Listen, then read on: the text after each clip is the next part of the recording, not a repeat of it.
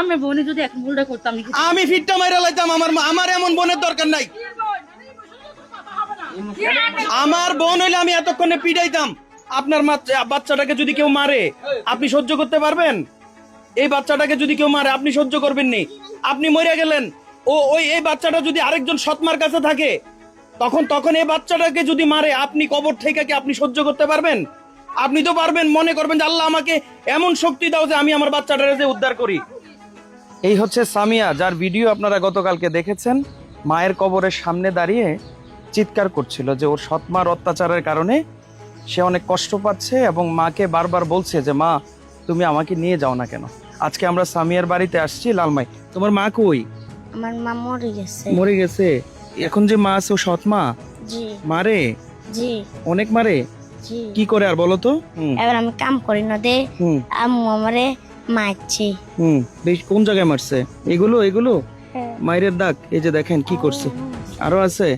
তোমার বাবা কই? তোমার আব্বু বিদেশে? কোন দেশে থাকে তোমার আব্বু? কোন দেশে থাকে? সৌদি আরব থাকে। তোমার মা কই? কোন ঘরে আছে তোমার মা? আসেন আসেন আসেন। আপনি ওর মা? আসেন একটু এদিকে আসেন। আসেন সামনে আসেন। সামনে আসেন। ভিডিও করবো না কেন? আপনি ওকে মারেন কেন? ওর আপন মাটা তো মারা গেছে না? আপনার স্বামী তো বিদেশে থাকে তাই না?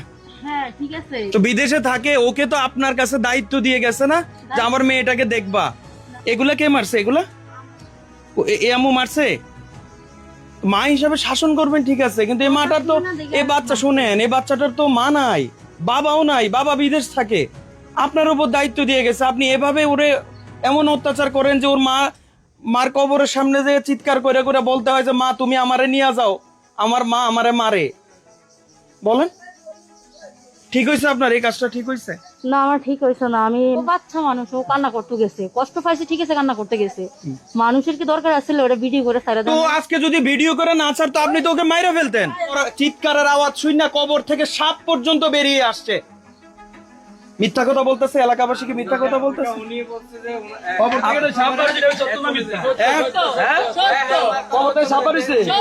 কি বলছে সাপে?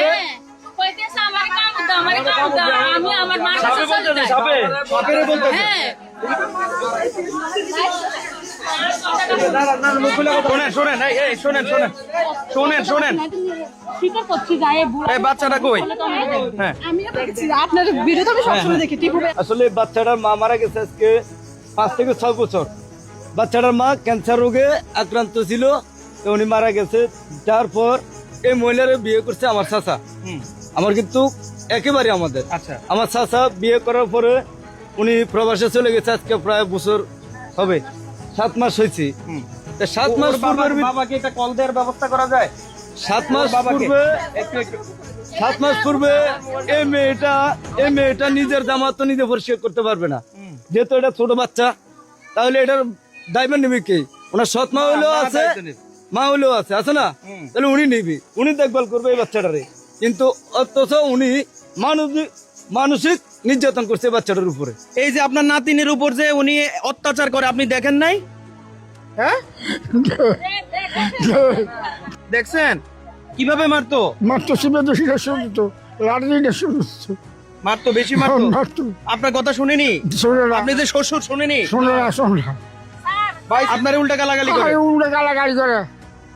কি থাকো কি আপনার সৎ শ্বশুর? উনি কি সৎ শ্বশুর? উনি তো আপনার শ্বশুর। উনি কিভাবে আপনার কথা বলে যে আপনি মারেন? ওনার সেবা করছেন কোনোদিন? সেবা করছে? কোনো কিছুই করে না। আর গার মধ্যে গন কর।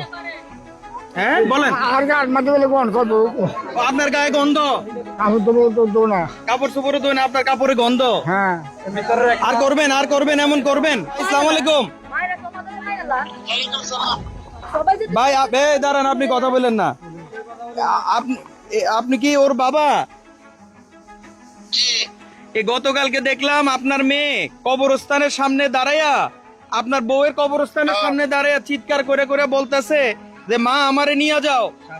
হ্যাঁ মা আমারে নিয়ে যাও, আমি আর এই অত্যাচার সহ্য করতে পারি না। আপনি কি এগুলো দেখেন না? খোঁজ খবর রাখেন না? খবর তো নেই আমার। দেখেন আমি মাদ্রা কাজ করি, আমার আজকে মাঝরায় কাজ করি তো সব কত কষ্ট করতেছেন রোদ্রের ভিতরে, আপনি একজন প্রবাসী, কত কষ্ট করতেছেন, এই মাজরায় কাজ করতেছেন, আর এদিকে আপনার হ্যাঁ মেয়ে দিয়ে গেছেন, ছেলে দিয়ে গেছেন, এখন সৎ মা তো তারারে মারে।